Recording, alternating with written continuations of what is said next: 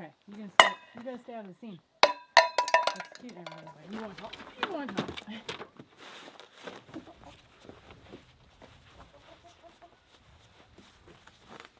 We're headed off on an adventure. We've got a gorgeous day on our hands. Eric and I are gonna go look for some grouse, specifically spruce grouse. That is what we seem to have the most of in this forest around us, which is predominantly white spruce. So they eat the needles and other various things in the forest. There are other grouse out there, but I think that's probably the only one that we are gonna run into today. It's fall, so we've got our sweaters on. Bandit's got his sweaters on, he's coming with us.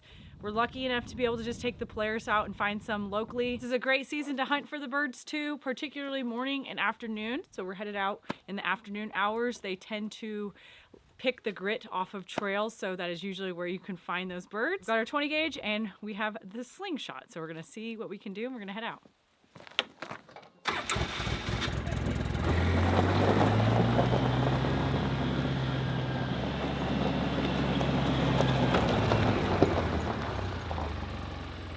Forgot the camera.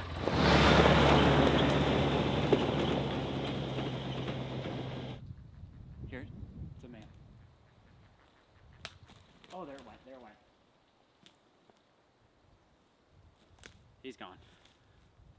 Just got started, we're heading down the driveway and there was a grouse sitting in the driveway. So I would really like to get one today with my slingshot or my wrist rocket.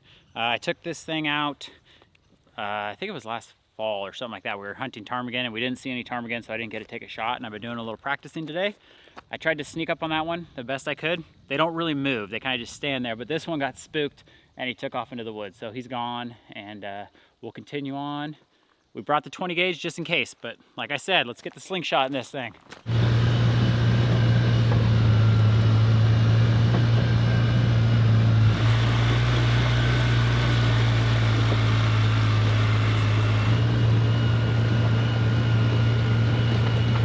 All fun and games till I hit a tree, huh?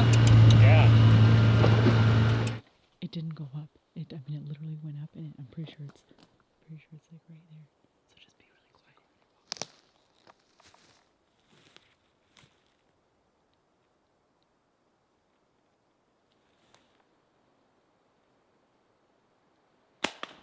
Oh, I got him. Found another one. We scared it up, chased it into the woods. Their camouflage is insane. They don't really move, but Arielle saw it move a tiny bit in the tree, maybe like 30 feet away, 20 feet away, and he was about to fly. So I took the shot, trying for a body shot, and I missed and he flew off. But I think with the slingshot, I'm gonna need to get a headshot on it, and I'm shooting these steel BBs or pellets. They come in different sizes. I think this is like a 3/8 or something like that. So it's a nice heavy shot. If I can hit one, I think I can get it. So let's continue on the trail and see if we see any more.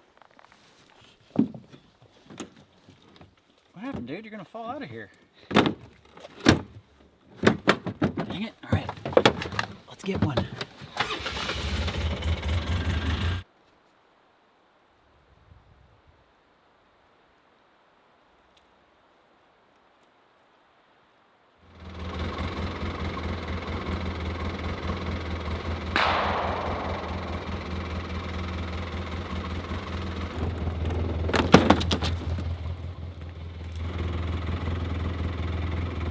No luck? Well, I shot from really far away because she was getting ready to fly. And she flew away like I didn't hit her, so.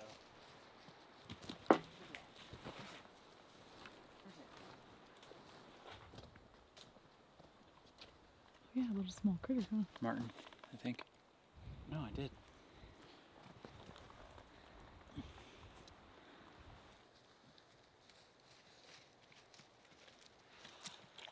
Eventful evening. As you could tell, I switched over to the 20 gauge. What's happening this time is they're spooking very easily from far away. Last time we came out here, they were in groups of like 2 to 3, and you could pretty much like walk up to them. This time, they're all single grouse, and they're seeing us from really far away, and they're flying off like birds. They're just going really far. So I couldn't even get one with the 20 gauge on that one, and we'll see if we can get a little closer. I'm gonna use a 20 gauge and get a couple birds, and then hopefully I can go back to the slingshot.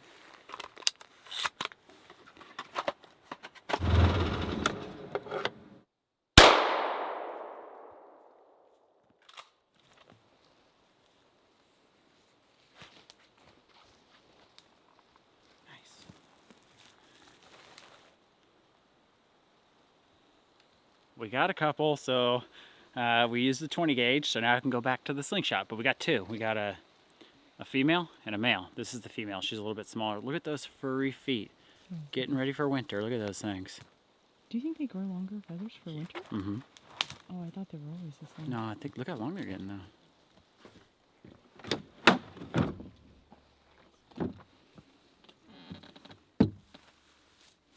See the males when they fly away, they always have that on their feathers. Yeah. And then that's the female feathers. Stick their rooster tail up. We found another grouse. I'm going for the slingshot. I don't know if I can sneak up on him, but we will try. We won't get one unless we try, right? One for later? One for now.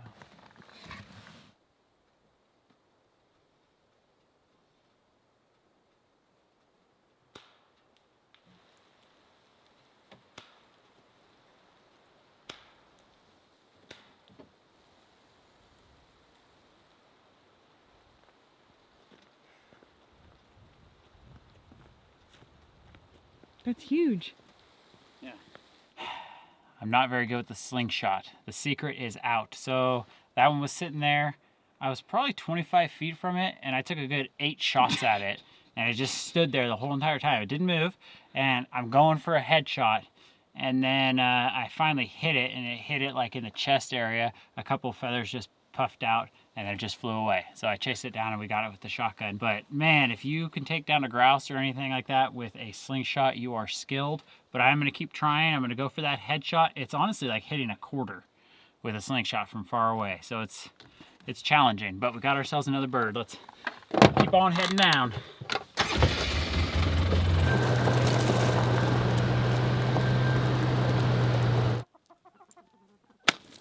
Okay, I missed it. I missed. That's the kind of shooting we need out in the field, That's the kind of shooting I need out there. Okay. It took you like 30 and you got it down. Okay, now watch this though. If I can hit it again 2 times in a row, that's when you got it. Well, that was it. So I need a lot more practice, so. Okay, I'm done for the night. I'm ashamed and I've embarrassed myself. We made it back with our 3 birds. Eric is doing some practice and honing in his slingshot skills. We have 2 females and 1 male. And the males have a different tail feathers, and they also have this like red eyeshadow or eyelid, and that's another way you can tell the difference. These birds are really cool and pretty amazing that they can survive the Alaskan winter. They don't migrate or anything like that, so they're year-round residents. Normally we don't consume the organs. We usually gift them to the dogs or the chickens, and sometimes they do end up in the compost pile, but ultimately all of that goes back to the garden and grows us our food. So I know Eric's gonna get these prepped tonight for tomorrow's dinner.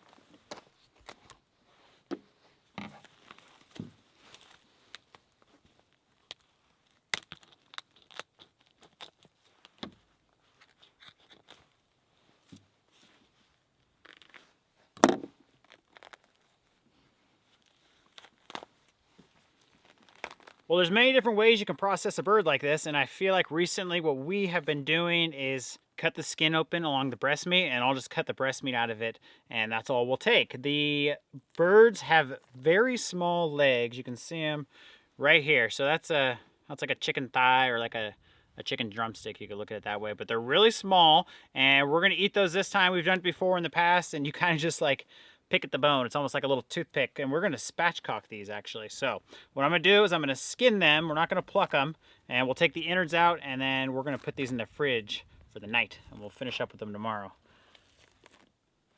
Little mini wild chicken.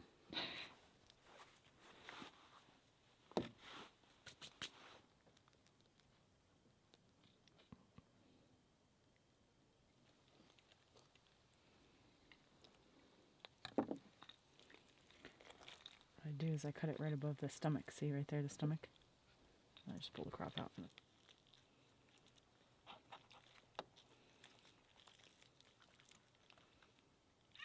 I know it's not pretty, but this is what we're left with. And we took out the gizzard. We've got the heart, lungs, the trachea. Only one of them had a full crop.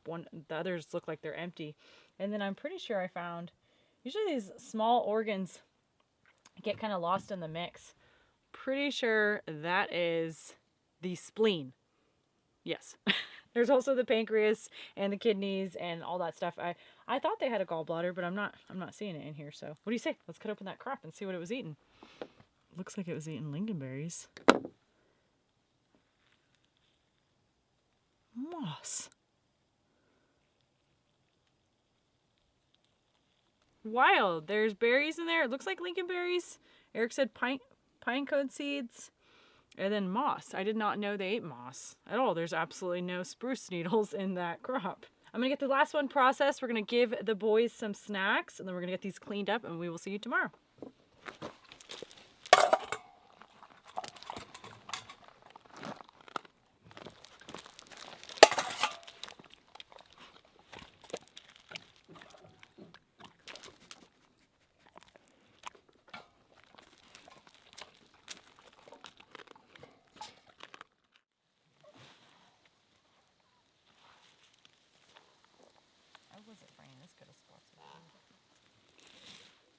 These are nice, huh?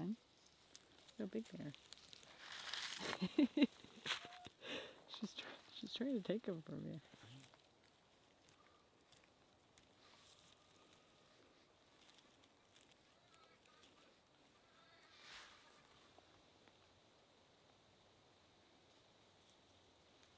We're out here doing some harvesting today.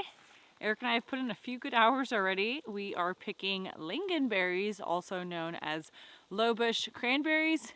It's kind of a new berry to us. We've seen it before, but to be honest, I've never really paid that much attention to it. I'm a big huckleberry and blueberry fan, and we usually pick those annually, but we missed out on that this year. I still have a few packs in the freezer, but because these are so prolific in the area we live, I wanted to give them a try. And they're actually fairly decent tasting. So they're related to blueberries and cranberries, but they taste, I think they taste a little more like a cranberry. Is that what you'd say they taste like, Eric? Eric says they taste like a sour cherry, and I actually agree with that. They have a creamy, thicker texture, and they ripen as the season goes along. So they start off bright red, and then they turn to this maroon or deep wine color later in the season. So usually they're best to pick once there's been a few frosts, just like right now. And it is going to snow tomorrow, so I'm pretty sure that the first few snows may melt, but I'm not certain, and they may actually stick around since it's so cold. So they may be completely covered by tomorrow, and we won't have accessibility out here anymore to get to them. We wanted to harvest a lot, not just for the dinner tonight, but also to hopefully put some aside and have for winter. I literally look like I'm about to go play basketball. The question is, were you recording? Yes. Cherry. Yeah, that's a really good, because I was thinking, have we ever really had fresh cranberries? I don't know if I ever have had a fresh cranberry. I don't know if I really know. I've been picking hard for a few hours. These berries, it's pretty cool. There's not much like leaves or anything that pulls off them. They're really easy to pick, so there's not much cleaning you have to do. And I just looked at this container because I was like, man, that's quite a bit. How much is this? And it says on here, I don't know how much you think that would be. 8 to 10 cups? Yeah. 8.5 cups. So 8.5 cups, pretty good. I'm gonna dump them in here with Arielle's, but I'm gonna get rid of these. Hold on a second, yours are all dirty. How'd you get yours so dirty? It's about a gallon right there. And you pull, all that comes off is the berries. See, there's a bunch on that one.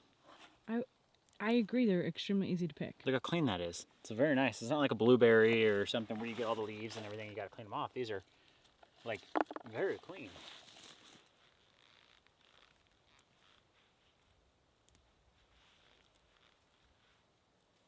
You don't mind crawling? These are the berries for you. They are very easy to identify. They have a glossy leaf, and the berries themselves are pretty shiny. There's also something called 𝐒𝐢𝐻 cranberries in Alaskan. Those are one we're more familiar with. They're a little more translucent and juicy, and the plants themselves are like 3-4 feet tall. So way different leaf, way different looking plant, hence probably the name Lowbush and 𝐒𝐢𝐻. But they're super easy to pick. You just gotta get low to the ground to see them. There's so many over here.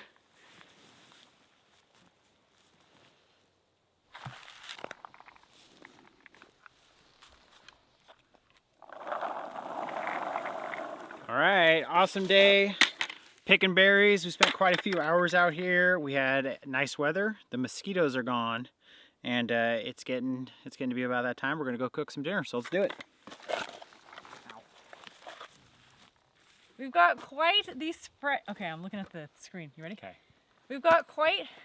Does it look like I'm too far over here? We've got quite the spread out here for a fantastic meal we're going to be making in celebration of that grouse and the lingonberries. This may be the last time that we're out here because winter's going to be here.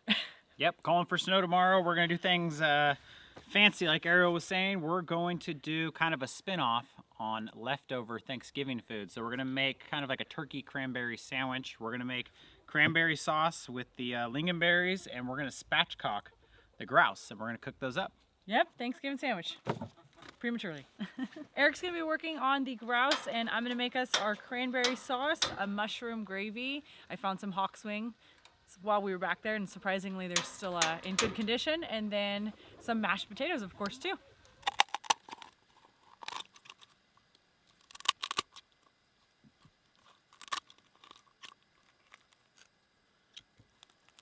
There we go. Gentle. You gave him the neck? That was the neck and the backbone. So we're cutting the backbone out. Just like so. And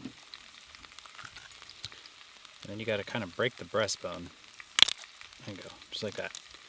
Spatchcock, flat chicken. Hoping we can fit all these in there.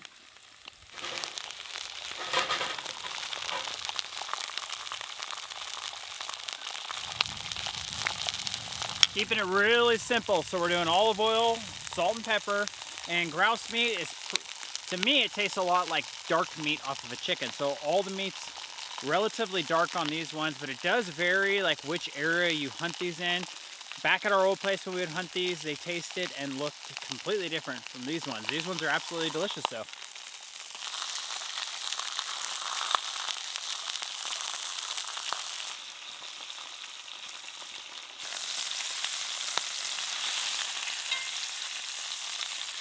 So the sauce is very simple. Get some of those needles out of there. Just gonna put in however much we want for tonight. And then you just add a little bit of sugar and a little bit of water and you cook them for a little bit, maybe like 10 minutes or so. They're pretty tiny, so let's add. Good to go. We'll get those on the heat in just a minute when the chicken is done or the grouse is done. And I have some little potatoes that I pre-steamed. I wanted to run them through the ricer. That gives you a much better consistency for mashed potatoes. It's gonna be colorful because we've got lots of different potatoes in there. And I'm just gonna add some milk, some spices and stuff, and then some butter. There you have it, confetti mashed potato. We're gonna get those warmed up when we have access to the stove, and I'm gonna chop up some mushrooms for the gravy.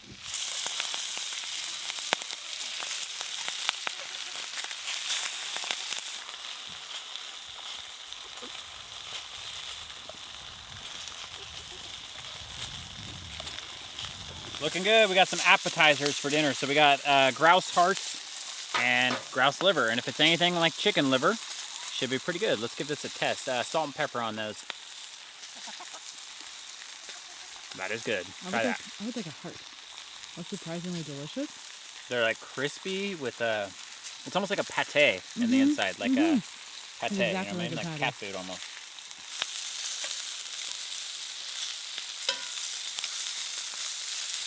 I want to cut into one. Whoa, flamage. I was gonna tell you that one right next to me is flaming hot. I want to cut into them to actually make sure, but I think they might be done. You want to try the heart? Sure. That liver was better than I remembered them being. We've never had, have we had grouse liver? We have a grouse heart. Ptarmigan. Not liver. No, but we've had ptarmigan heart. We have not had grass heart. Any good? For only putting salt and pepper on those, they both have a really phenomenal flavor, and I absolutely like how they're like a little bite of meat.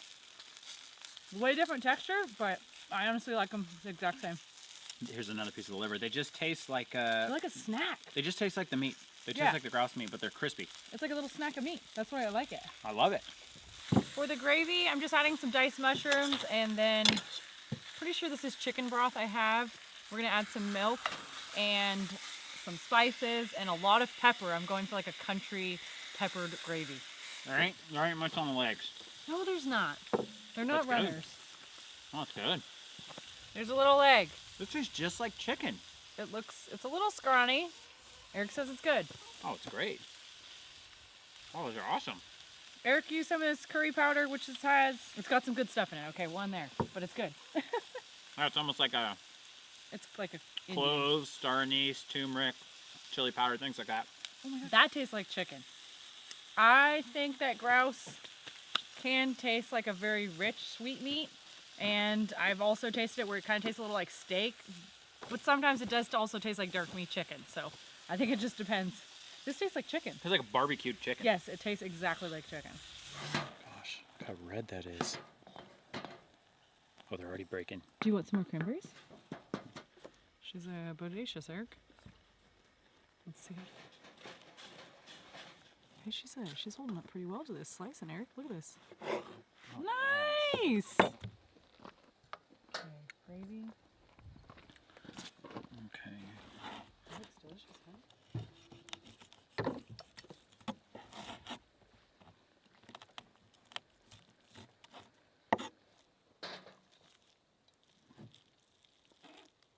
The sauce is done, the gravy is done, and we're ready to layer up our sandwiches.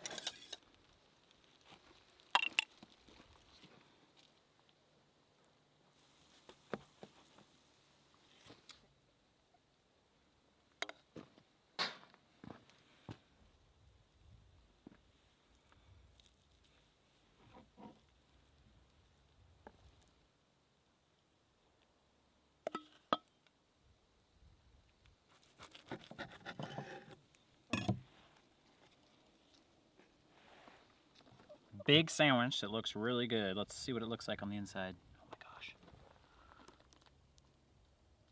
Those look awesome. Let's give these a try. This looks too good to wait. Look at that. I'll go right here.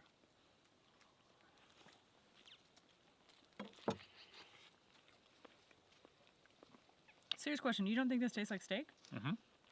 That's good cranberry sauce. Yeah, the cranberry sauce is really good. The bread's so fluffy. It is really good. And I'm sure we both felt like it was going to be good. But the bread, kind of a new bread for me that I was making like a sandwich bread. It's a little sourdough and a little bit sweet. I like it all. I mean, I like the meat a lot, obviously. I like the gravy a lot and the bread. What else is on there? I'm not tasting too much mashed potatoes. I don't know why they got a little lost, but they're good. But the cranberry is kind of like the winner. Mm-hmm. It's like so good. It just stands out. It's really good. It really stands out. Isn't that what on a sandwich, that like turkey and cranberry? Yeah, you get that tartness from the cranberry. The mashed potatoes, yeah, I can't really taste them, but I can feel them because they're the only thing that's really cold on here. The And texture's good. This is good. This is like a texture. It's a good sandwich. A good sandwich when you go in and get a. Do you like? Oh my god! Do you like the yellow Step on that mustard? chicken's foot. Do you like the yellow mustard or I'd honestly probably prefer no mustard? no mustard. But usually you don't put mustard on a turkey cranberry.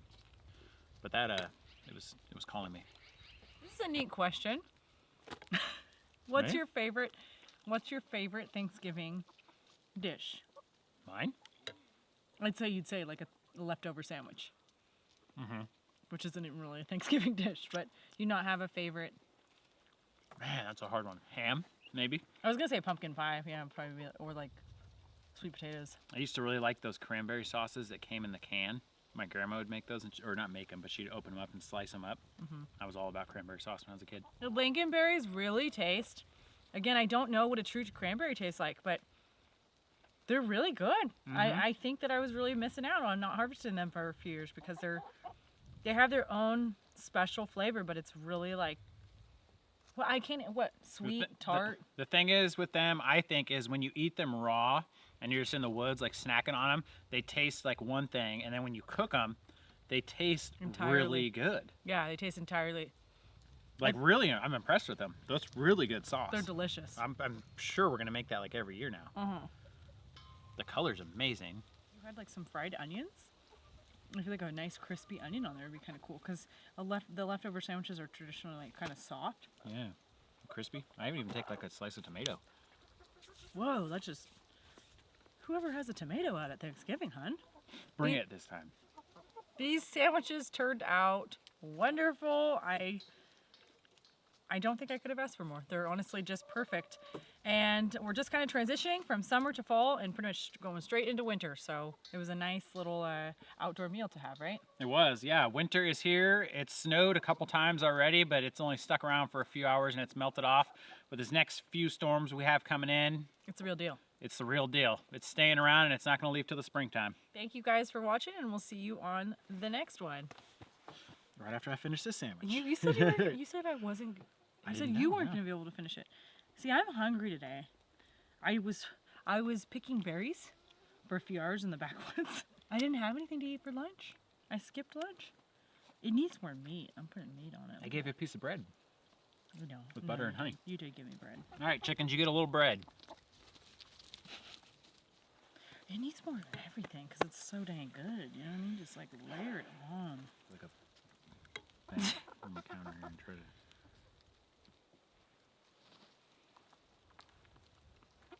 I don't know if anyone can see that. This is very good. These hens have no respect for that rooster. They just snatch food right out of his mouth. Look, His only job is to feed them. He has no interest in eating himself. Look. How do you think he gets all the ladies? He offers them great gifts. I gotta stop because I'm gonna pop. Eric, I found something. It's a baby cat. Do you want it? It's fluffy.